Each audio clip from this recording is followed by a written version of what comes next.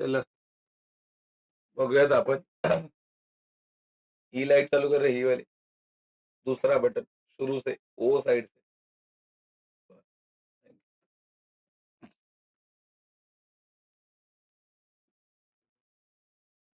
नहीं इतना मत कर. देख भाई, अपने टॉपिक का नाम है एनालिसिस ऑफ कह रहे फाइनेंशियल स्टेटमेंट. ये टॉपिक का नाम है. क्या नाम है? Analysis of financial statement. अभी अपन यहाँ पे देखेंगे ये टॉपिक पूरा पढ़ने के लिए कितने कंसेप्ट, बराबर कि नहीं है, देखने पड़ेंगे. जैसे कि कल अपन ने डिसोल्यूशन का रिवीजन कराया था. मैंने तो एक सम सॉल्व करके दिया, लेकिन एक सम करके डिसोल्यूशन होता नहीं. उसमें टोटल कितना वैरायटी है? 7 वैरायटी है. तो 7 वैरायटी देखना पड़ेगा, तब जाके वो डिसोल्यूशन होगा. जैसा इसका पहला वैरायटी जो है, वो वैरायटी का नाम है वर्टिकल बैलेंस शीट. क्या नाम है? Vertical balance sheet. ठीक है.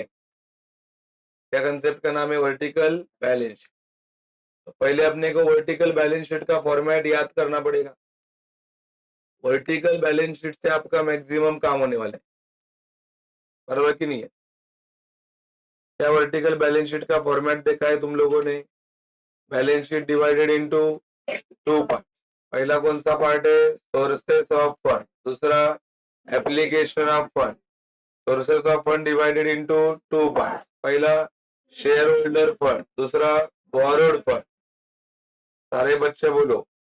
Application of fund divided into 3 part. पहला फिक्स असेट, दूसरा इन्वेस्टमेंट, तीसरा वर्किंग कैपिटल. फिर shareholder fund divided into 2 part. बोलो, शेयर होल्डर फंड में पहला कौन सा आता है?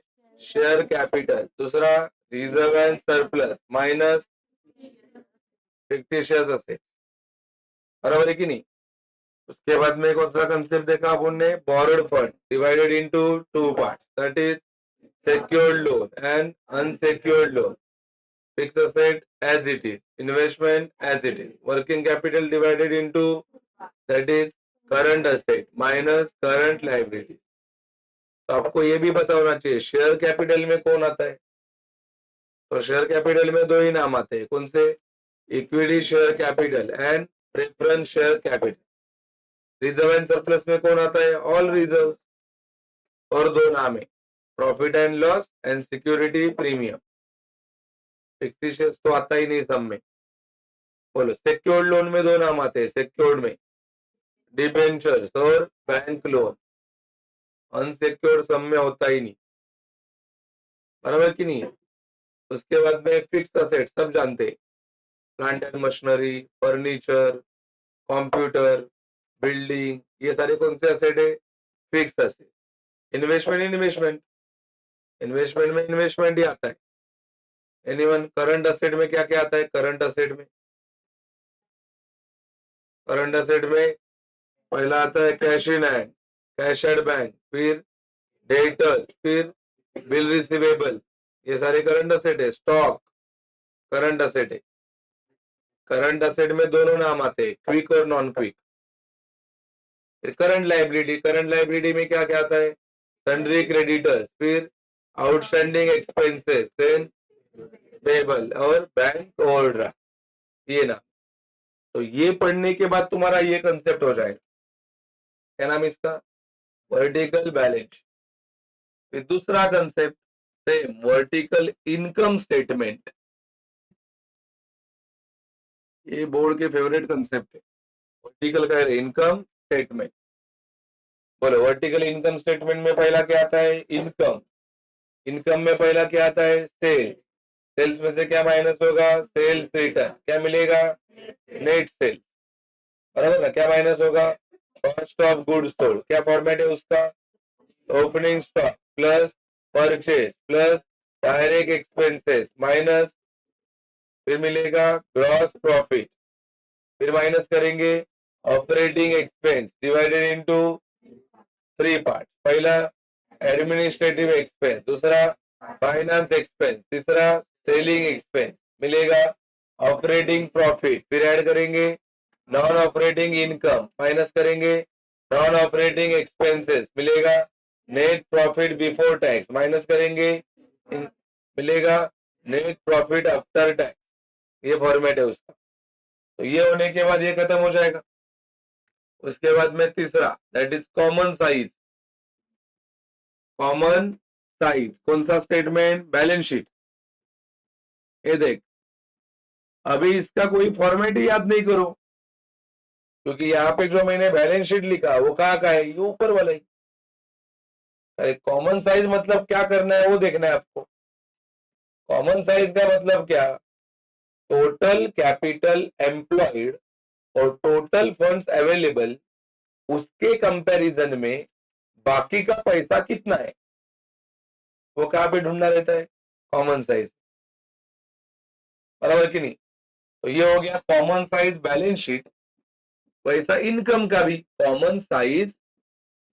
कॉमन साइज कौन सा statement? Income statement. Same number 5 that is comparative.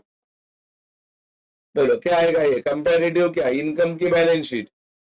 Balance sheet. Comparative balance sheet में क्या रहता है? 2 साल का डेटा दिया जाता है. पहले साल कंपनी का प्रॉफिट था मान लो, या तो शेयर होल्डर फंड था मान लो 1 लाख, दूसरे साल में शेयर होल्डर फंड है 2 लाख, तो कितना बढ़ गया? 1 लाख से बढ़ गया. कंपेयर करना है, कंपेयर करके ढूंढना है. उसके अलावा इसके अलावा इसमें क्या आता है? That is balance sheet formulae. Balance sheet formula के पहला आता है कैश फ्लो स्टेटमेंट.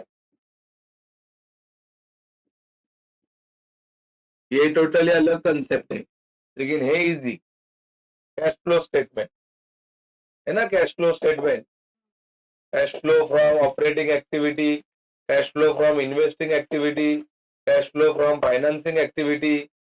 है कि नहीं? आगे ये उसका फॉर्मेट है. उसके बाद में आता है number 7 that is balance sheet formulae. Balance sheet formula. Balance sheet के दो ही फॉर्मूले. पहला तुम्हारा है करंट रेशो. बराबर है कि नहीं? करंट रेशो और कौन सा रेशो है रे? Quick ratio.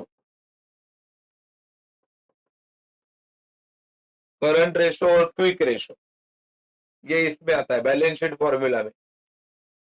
Balance sheet formula में करंट रेशो और क्विक रेशो. मैंने जब पहले सिखाते टाइम ये दोनों को अलग अलग लिख के दिया रहेगा, लेकिन ये दोनों रेशो किसके अंडर कवर होते हैं? Balance sheet formula. Current asset upon current liabilities into 100. और क्विक रेशो का क्या है formula? Quick asset upon quick liabilities into 100. Basic formula.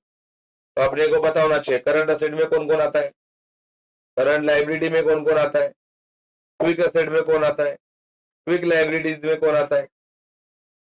दादा ये टॉपिक क्यों करना चाहिए? ये सम छोटे रहते हैं, ये सॉल्व करके फास्ट होता है. वही जगह पे तुम अगर रिजोल्यूशन करोगे तो कितना लेंदी सम है ना. रिजोल्यूशन में क्या क्या करना पड़ेगा? सारे फॉर्मेट बनाओ, पोस्टिंग करो, और जर्नल एंट्री आए तो जर्नल एंट्री करो. आधा घंटा रिजोल्यूशन में. ये वाला फास्ट होते है. बराबर कि नहीं? एक सम करके पास नहीं होने वाले, पूरा पेपर सॉल्व करना है. सत्य है कि नहीं? हाँ. उसके बाद में आता है इनकम फॉर्मूला. उसको ही बोलते हैं रेवेन्यू फॉर्मूले.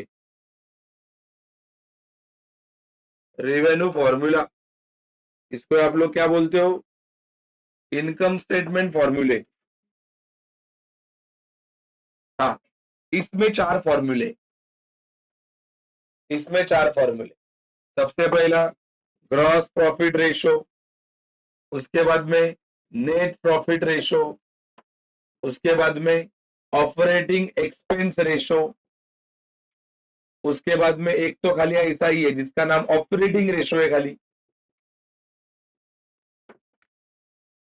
बराबर ना. ऑपरेटिंग एक्सपेंस अलग है और ऑपरेटिंग रेशो अलग है. ऐसे कितने फॉर्म्युले इसमें 4. बस किती वाचायचंय, इथे फक्त 2 फॉर्म्युले, इथे किती फॉर्म्युले 4. और अगला है मिक्स फॉर्मूला. टॉपिक खत्म होता है. और मिक्स फॉर्मूला में 2 ही फॉर्मूले. मिक्स फॉर्मूला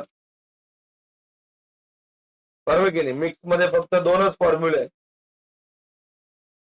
चेक करके देखो, लिख के दिया रहेगा. रिटर्न ऑन इन्वेस्टमेंट पहला फॉर्मूला, रिटर्न ऑन इन्वेस्टमेंट. दूसरा क्या फॉर्म्युला है, that is return on capital employed. बस बघा, तर हे आपल्या टॉपिक मध्ये एवढा पार्ट तुमच्या टॉपिक मध्ये. मग हा टॉपिक सोडवताना पहिलं तुम्हाला ही सगळी थेरी बाहेर करावी लागेल. बरोबर की नाही.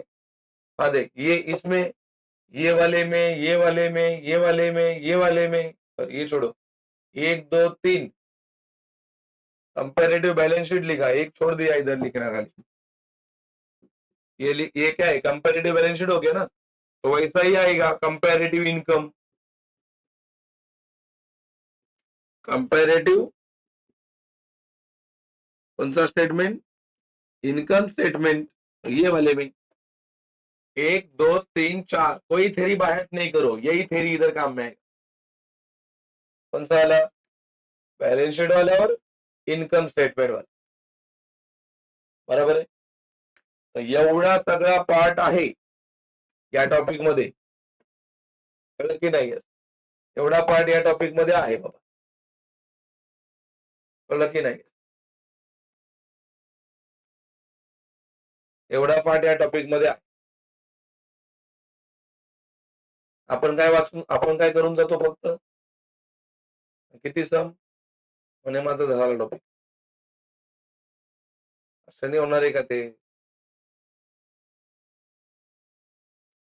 कम से कम देखने जाएंगे तो 10 सम सॉल्व करने पड़ेंगे. 10 सम अलग अलग.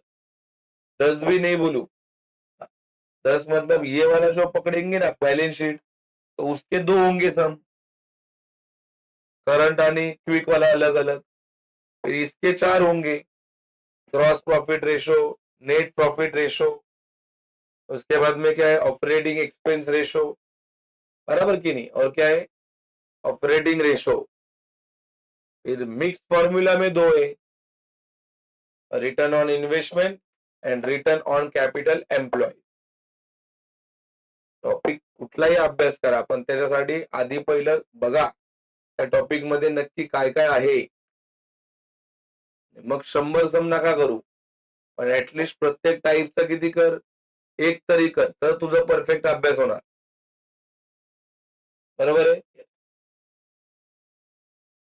अभी सारे बच्चे आएंगे बियॉन्ड पेज नंबर. दादा ये टॉपिक बहुत पुराना है क्या सिलेबस में, ये हार्डली 2-3 साल हो गए. ये 12वीं के बुक में आया.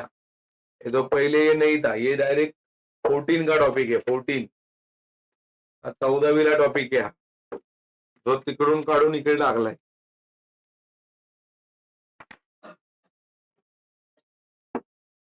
इकडे मॅनेजमेंट अकाउंट नावाचा एक सब्जेक्ट आहे, मॅनेजमेंट अकाउंट. आणि त्या मॅनेजमेंट अकाउंट मध्ये हा कन्सेप्ट आहे. सेम नावाने, सेम नावाने.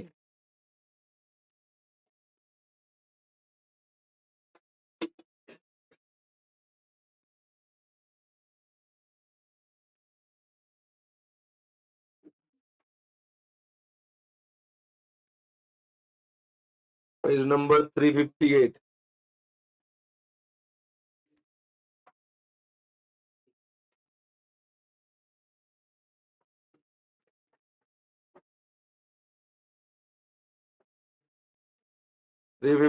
Old note.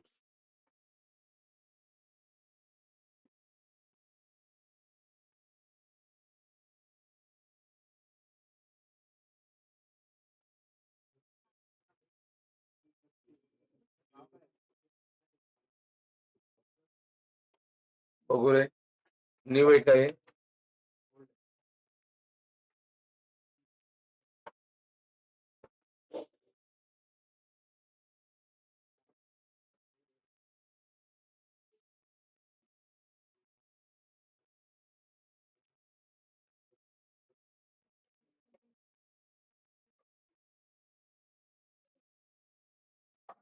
जन्म दिला आईने.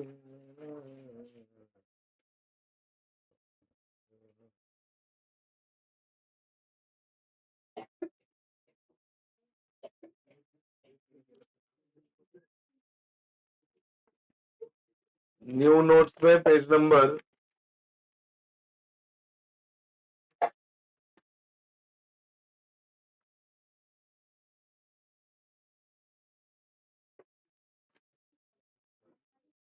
बोर्ड के सम डाले कि नहीं? ये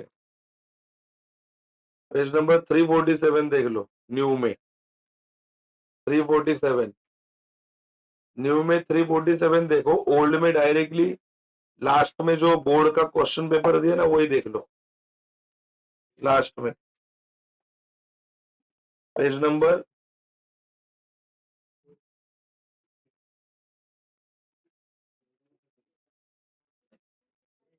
ओल्ड में लास्ट में बोर्ड का क्वेश्चन पेपर दिया है क्या? कुछ 413 है, 414 पेज नंबर है.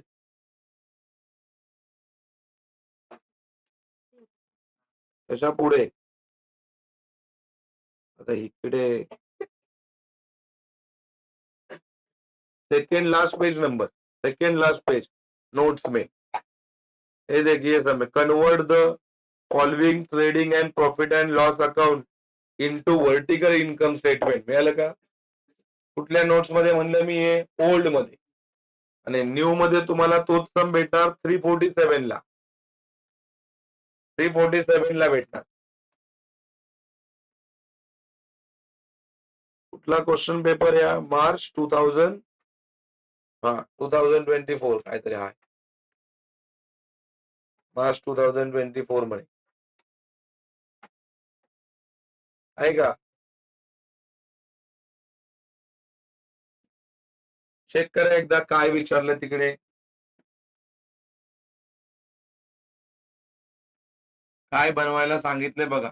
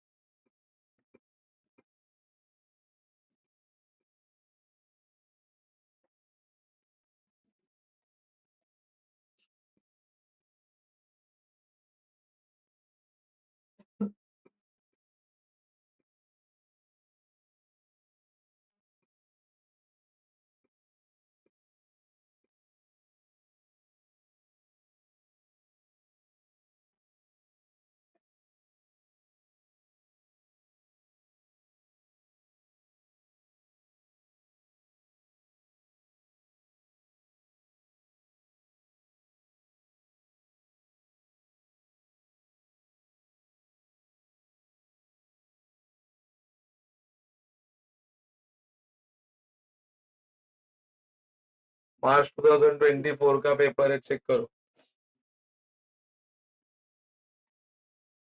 असं आहे का? असं आहे ना, टार्गेट वाल्यांनीच छापले नाही. हे बघ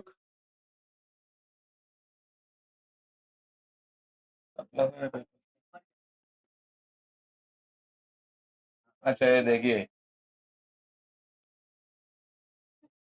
ये देख पेंसिल यूज करा तो देखते क्या क्या पूछा है इसमें.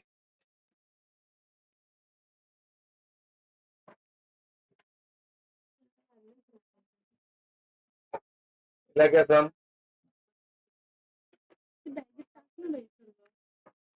अच्छा है ना सम तो बघ काय बोलले. Trading profit and loss account. Convert the following trading and profit and loss account into vertical income statement. Underline करो वर्टिकल इनकम स्टेटमेंट. अपने को वर्टिकल इनकम स्टेटमेंट बनाने का है.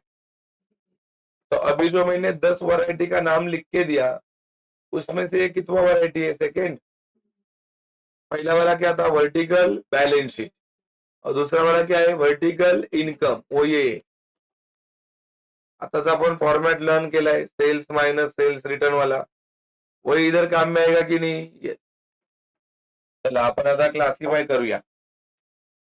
त्यांनी काय दिले तुम्हाला? ट्रेडिंग आणि प्रॉफिट अँड लॉस इकडे लिहून दिले. ट्रेडिंग आणि प्रॉफिट अँड लॉस. आता आपल्याला क्लासिफाय करायचंय कोण कुठे जाणार. चला बोला, पहिलं नाव काय? Opening stock. इकडे लिहा सीओजीएस. तुम्हाला माहिती आहे ओपनिंग स्टॉक सीओजीएस मध्ये जातं की नाही? सीओजीएस चा फॉर्मॅट काय? तर सीओजीएस चा format opening stock plus purchase plus direct expense minus closing stock. तो इसमें से कोई भी नाम मिला ना सीओजीएस. और ये भी बताया ना मैंने डायरेक्ट एक्सपेंसेस में कौन कौन आता है? कौन आता है रे डायरेक्ट एक्सपेंसेस में? सारे नाम जो कहाँ पे मिलते हैं? Trading account. बरोबर आहे? Yes. बघूया. हे बघ परचेस लिहा सीओजीएस. बरोबर आहे की नाही? परचेस पण कुठे जातं? सीओजीएस. पुढचं नाव काय? Carriage COGS. त्यांनी फायनल अकाउंट वाचले त्यांना माहिती आहे कॅरेज पण सीओजीएस मध्ये असतं की नाही. Carriage, carriage inward, cartage, freight सगळे ट्रेडिंगची नाव आहे ती. ट्रेडिंग के नाम कहाँ पे जाते? सीओजीएस. पुढे जाणार डायरेक्ट एक्सपेंस आग बंद करके सीओजीएस. बोलो वेजेस पण सीओजीएस. का लिहिलं रे वेजेस सीओजीएस? कारण की ते कुठे असतं? आणि ट्रेडिंगची नावं सीओजीएस ला आहे. बरोबर आहे की नाही? हा ग्रॉस प्रॉफिट ये तो आंसर है. एक जगह पे आंसर आता है तुम्हारा ग्रॉस प्रॉफिट. आता है की नाही? ग्रॉस प्रॉफिट येतं की नाही फॉर्मॅट मध्ये? कधी भेटतं ग्रॉस प्रॉफिट? सीओजीएस मायनस केल्याच्या नंतर. बरोबर आहे? पण त्याला काय नाही करायचं, हे तुमचा आन्सर याला असंच राहून द्या. बरोबर की नाही? नंतर तुमचा सम राईट आहे की रॉंग आहे, तुम्ही जे सोडवताय ते करेक्ट येतंय की नाही, हे तुम्हाला इथून माहिती पडेल. कारण की तुमचं पण ग्रॉस प्रॉफिट किती आलं पाहिजे? 1,50,000. तुम्ही म्हणणार आपलं करेक्ट आहे म्हणून. बरोबर की नाही? चला पुढचं नाव काय? सेल्स. सेल्सच्या बाजूला सेल्सच लिहा. फॉर्मॅट मध्ये त्याचं स्वतःच घर आहे की नाही? फॉर्मॅट मध्ये घर त्याचं सेल्स सेल्स. हा क्लोजिंग स्टॉक तिथे असं लिहायचं मायनस सीओजीएस. तुम्हाला माहिती आहे क्लोजिंग स्टॉक सीओजीएस मधून काय होतं? मायनस होतं की नाही मायनस? पुढे आता इकडे ऑफिस. ऑफिस जाणार ऍडमिनिस्ट्रेटिव्ह एक्सपेन्स आहे की नाही? Operating expenses divided into 3 part. पहिला कोणता आहे? ऍडमिनिस्ट्रेटिव्ह. दुसरा कोणता आहे? फायनान्स. तिसरा कोणता आहे? सेलिंग. पुढचं फायनान्स. फायनान्सचं स्वतःच घर आहे, लिहा फायनान्स एक्सपेन्स. बोला पुढचा कोणता आहे? सेलिंग. त्याचं पण स्वतःच घर आहे, लिहा सेलिंग एक्सपेन्स. फायनान्स फायनान्स मध्ये, सेलिंग सेलिंग मध्ये, ऑफिस ऑफिस मध्ये. बरोबर आहे की नाही? हे दादा नेट प्रॉफिट हे पण आन्सर आहे. तुमच्या सम मध्ये नेट प्रॉफिट पण भेटतं. दादा हे नेट प्रॉफिट म्हणजे कुठलं नेट प्रॉफिट आहे? हे तुमचं नेट प्रॉफिट बिफोर टॅक्स. वाटल्यास तिथे लिहून ठेवा, हे तुमचं नेट प्रॉफिट काय? Before tax. पण हे एवढं आलं पाहिजे हे असं. हे डायरेक्ट तिकडे हे ते उचलून छापायचं नाहीये तिकडे. एवढं आलं पाहिजे तिकडे असा विषय. चला सगळी नावं क्लासिफाय झाली. तर याला कशाला क्लासिफाय करायचं? हेच आहे नाही. आन्सर डेबिट ला त्याला कुठे पाठवलं? असंच करता ना फायनल अकाउंट मध्ये. हे फायनल अकाउंटचेच 2 फॉर्मॅट दिलेत त्यांनी. हा कोणता फॉर्मॅट आहे? ट्रेडिंग. हा कुठला फॉर्मॅट आहे? तुम्ही काय करता फायनल अकाउंट मध्ये? ट्रेडिंगचा आन्सर कुठे पाठवता? Profit and loss. हे आन्सर आलं डेबिटला, क्रेडिटला पाठवलं. बरोबर की नाही? असा विषय. हो घर में ऑलरेडी 2 आईफोन है ना, तो मैं भी वही रिंगटोन रखूंगा तो फंस जाऊंगा. दूसरा फोन आ गया मैं उठा, अरे मेरा फोन. पचका ना मला. पण शाळा आहे ना वेगळी रिंगटोन. तर भाई हे झालंय. काढा नोटबुक काढायची. लिह.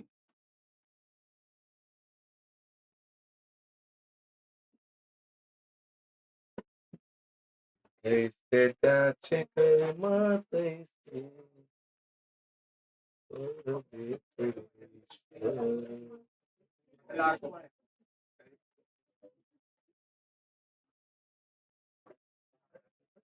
पण आपल्या समोर आहे.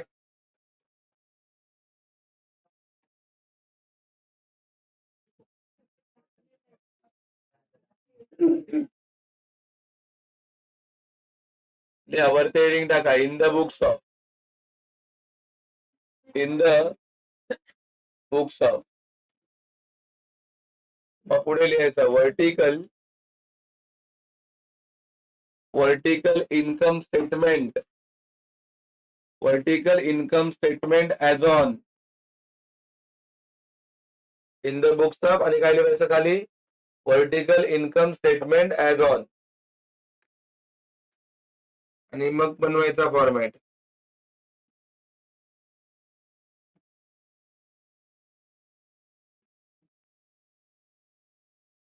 इकडे लिहायचं पर्टिक्युलर. पर्टिक्युलर झाल्याच्या नंतर अमाऊंटचे 2 कॉलम बनवायचे फक्त.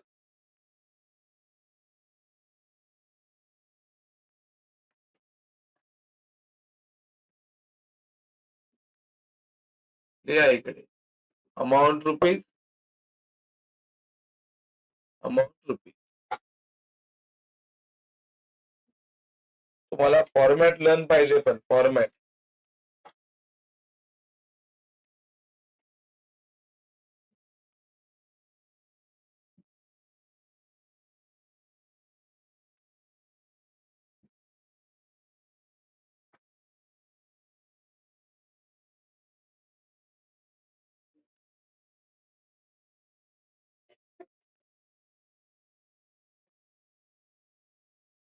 त्याला का इथपर्यंत?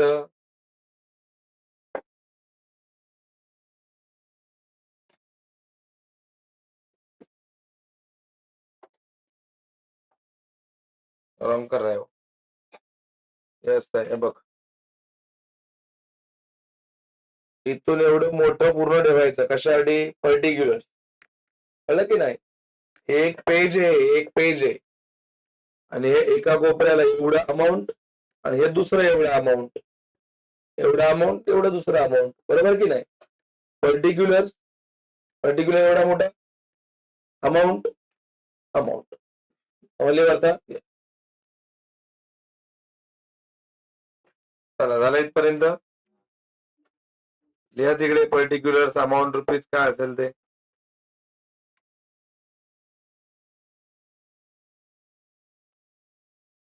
फॉर्मॅट बघून सांगायचं, तुमच्या नोटबुक मधला फॉर्मॅट बघून सांगायचं तुम्ही मला. ठीक आहे, चला आता लिहू नका, आता फक्त तुमच्या समोर तुमचा फॉर्मॅट ठेवा. फॉर्मॅट तुम्हाला माहिती आहे ना पहिलं काय येतं फॉर्मॅट मध्ये? बोला काय नाव येतं पहिलं फॉर्मॅट मध्ये? इन्कम. मग इथे लिहिलं मी इन्कम, हे पहिलं इन्कमच येतं ना. इन्कम मध्ये पहिलं काय नाव येतं? सेल. बस हे देख, इन्कम मध्ये पहिलं नाव येतं सेल. सांगा सेल्स दिलंय की नाही सम मध्ये? सगळ्यांचं सम आणि फॉर्मॅट वरती लक्ष पाहिजे. बोला किती आहे सेल्स तुमचा? किती रुपये? येस 6 लाख रुपये. हे देख 6 लाख. फॉर्मॅट बघून सांगा पुढचं नाव काय येतं? हे देख मायनस. काय मायनस करायचंय? Sales return. पूर्ण सम वाचलाय की नाही आपण? सेल्स रिटर्न आया है किधर? तो इधर डैश करूंगा. तो बोलो 6 लाख में से कितना गया? 0 गया, तो कितना बचेगा? 6 लाख ही बचेगा. बोला या 6 लाखाला काय म्हणता तुम्ही? काय ते? Net sales.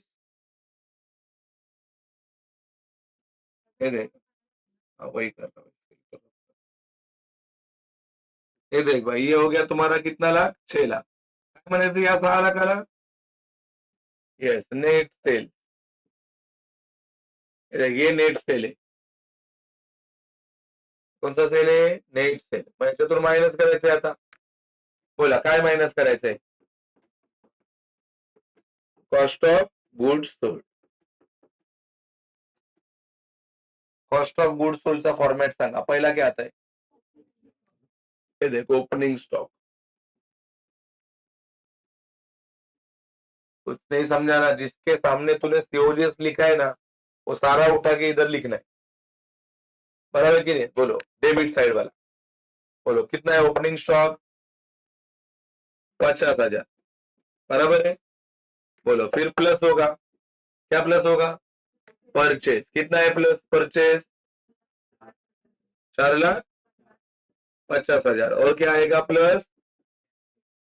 डायरेक्ट एक्सपेंसेस ना सारे, मतलब ये सारे लोग, कैरेज, डायरेक्ट एक्सपेंस और वेजेस, ये सारे आएंगे ना, सारे लोगों का नाम लिखने का। कैरेज, बोलो कितना है कैरेज? 20,000। अगला नाम बोलो, डायरेक्ट एक्सपेंसेस कितना है वो? 30,000। अगला नाम बोलो, वेजेस कितना है वो? कितना हजार? 50,000। खत्म, डेबिट वाले खत्म। क्रेडिट में भी एक नाम है, लेकिन एक क्रेडिट में एक नाम, लेकिन वो प्लस होने वाला है कि माइनस होने वाला है? माइनस क्या है? क्या है माइनस? क्लोजिंग स्टॉक, कितना रुपए? 1,50,000। ये देख, अब कैसा सॉल्व करेंगे देख, ये सारे लोगों को प्लस करेंगे और उसमें से 1.5 लाख क्या करेंगे? माइनस। कुछ टाइम पहले क्लासीफाई किया है ना अपन ने, तुम्हारे नोट्स में अपन ने लिख के लिया है कि नहीं ये माइनस होता है करके? चलो बोलो, 5 लाख, 6 लाख ये देख, 4.5 और 5, 5 लाख, और ये 1 लाख है, 6 लाख। 6 लाख में से 1,50,000 जाएगा तो कितना बचेगा? 4,50,000। 4,50,000 बचेगा कि नहीं? इसको ब्रैकेट क्यों किया? क्योंकि ये देख, ये कॉस्ट ऑफ गुड्स सोल्ड का आंसर है, और कॉस्ट ऑफ गुड्स सोल्ड क्या होने वाला है? म्हणून ब्रॅकेट, बरोबर आहे? सांग, वरच्या 6 लाखामधून 4,50,000 गेल्यानंतर किती उरतात? किती? कम से कम ये तो बताओ, किती उरले? 1,50,000. काय नाव द्यायचं याला? काय नाव द्यायचं? Gross profit. और बताओ ग्रॉस प्रॉफिट मैच हुआ कि नहीं हुआ? आया कि नहीं सेम? ग्रॉस प्रॉफिट सेम आया ना, मतलब अपना करेक्ट जा, समझा कि नहीं मरता? ये चलो आगे, आगे बढ़ो, अगला क्या आता है? काय ते? माइनस कुठले expense? Operating expense, minus operating expense, minus operating expense. बताओ ऑपरेटिंग एक्सपेंसेस में पहला नाम क्या आता है? काय ते? एडमिनिस्ट्रेटिव, बोला, एडमिनिस्ट्रेटिव एक्सपेंस सब में आया है कि नहीं? है ना? क्या नाम से? कितना पैसा है? 62,500। उसके बाद में बी वाला नाम क्या नाम है? Finance expense. बोलो फाइनेंस एक्सपेंस आया है कि नहीं? कितना है? कितने रुपए? अगला नाम बोलो, अगला नाम। सेलिंग एक्सपेंस आया है कि नहीं? कितना है? कितनी? 50,000। तीनों को जोड़ेंगे, बाहर लिखेंगे, और ऊपर वाले में से क्या करेंगे? माइनस। बोला किती होता थे? 1,20,000, 1,27,500, किती? 1,27,500। देख, 50 और तो 60, 60 और 60, 1,20,000, 1,25,000, 1,27,500। बोलो 1,27,500, इसमें से क्या करने का है? माइनस। कितना बचेगा? 22,500। किती उरणार आहे? 22,500। दादा ये 22,500 को क्या नाम देते हैं? Operating profit? ऑपरेटिंग प्रॉफिट की नेट प्रॉफिट? ऑपरेटिंग प्रॉफिट, बराबर है कि नहीं बरते? ये ऑपरेटिंग एक्सपेंस से तीनों लेस करने के बाद जो आंसर आता है उसको नाम क्या देते हैं? Operating profit. हा की ना है? Operating profit. अभी इसके बाद में अपन लिखते हैं प्लस नॉन ऑपरेटिंग इनकम। आया है क्या सब में? काय आलंय का? तुम्ही शोधताय कशाला भाऊ? मी सांगितलं ना मगाशी क्लासिफिकेशन मध्ये आलंय का नाव? पुढचं नॉन ऑपरेटिंग एक्सपेंस ते पण नाहीये, मग ते दोघं नाहीये, मग पुढच्या आन्सरला काय नाव भेटतं? Net profit before. हेच आहे ना ते मग. तो इसको और एक नाम देने का, नेट प्रॉफिट बिफोर टैक्स. बोला झालं का नेट प्रॉफिट मैच? झालं ना. नेट प्रॉफिट कितना दिया है सब में? 22,500. और आंसर भी कितना आया? 22,500. पुढे आहे ना मायनस इन्कम टॅक्स, सम मध्ये आहेच नाही, मग कशा लिहू? बराबर की नहीं? इनकम टैक्स है ही नहीं, तो आगे का नेट प्रॉफिट आफ्टर टैक्स का भी सवाल नहीं उठता. कुछ बच्चे इधर ही खत्म करेंगे ना ऑपरेटिंग प्रॉफिट, और उसको ही नाम देंगे नेट प्रॉफिट बिफोर टैक्स. खत्म हो गया. नेट प्रॉफिट बिफोर टैक्स क्यों नाम दिया रे मैंने यहाँ पे? क्योंकि नॉन ऑपरेटिंग इनकम सम में नहीं है, नॉन ऑपरेटिंग एक्सपेंस भी सम में नहीं है, मतलब वो जीरो है. तो 22,500 में जीरो प्लस और 22,500 में जीरो माइनस हुआ, तो आंसर बाद में आएगा यही वापस नीचे. कितना? 22,500. और उसको नाम क्या देते हैं तुम लोग? Net profit before tax. वो इधर ही दे दिया. समझा कि नहीं? मेरे को बताओ. ये सम आप देख रहे हो, ये सम पूछा था बोर्ड ने, ये सम पूछा था, बराबर कि नहीं? कितने मार्क के लिए पूछा था? कम से कम 8 मार्क के लिए पूछा था क्या? नहीं, 10 मार्क. देखो, और 8 मार्क किसके ऑप्शन में था? ये death of partner. Death of partner, death of पार्टनरच्या ऑप्शनला होता. और देखो ये डेथ ऑफ पार्टनर तो हार्ड पूछा था इधर, क्योंकि ऑलवेज अपन डेथ ऑफ पार्टनर ज्यादा कौन सा प्रैक्टिस करते हैं? Profit and loss adjustment account और एक ही पार्टनर का अकाउंट. कौन से पार्टनर का? मरे हुए का. और बाद में क्या बनाते हैं? Balance sheet. वो भी कौन सा? एक्सट्रैक्टेड. लेकिन इधर हार्ड पूछा था भाई ने. इधर उसने क्या बनाने को बोला था? Profit and loss. ये ठीक है, लेकिन यहाँ पे खाली मरे हुए का अकाउंट बनाने बोला है कि सारे पार्टनर्स का, और बैलेंस शीट भी बनाने बोला है. और उसके अलावा गुडविल भी निकालो, प्रॉफिट एंड लॉस सस्पेंस भी निकालो. तो कितना हार्ड हो गया ये? उसके कंपैरिजन में ये नहीं चल जाता? 10 मिनट में खत्म है. समझा कि नहीं बढ़ता है? इसके लिए ऑल टॉपिक पढ़ने का फायदा है. तुम वहां पे जज कर पाओगे कौन सा सिंपल है, पर वो सॉल्व करोगे, और कौन सा जल्दी सॉल्व होगा, उससे आपका टाइम बचेगा. तो हाँ मैंने डेथ ऑफ पार्टनर किया है तो ये क्यों करूं? तो सारे करके जाना, एग्जाम में तय कर वहां पे बैठने के बाद कौन सा सॉल्व करना है. समझ लेकिन नहीं बढ़ता? हाँ, ये किसका बैलेंस शीट था? ये दिया ही नहीं है. तो इन the books of dash, in the books of क्या लिखेंगे? डैश. और कभी क्या है ये? 31 मार्च 2020. तो इधर आएगा 31, क्या 31 मार्च 2000 का है रे 20. बराबर है. आगे खत्म हो गया. चलो लिखा दो.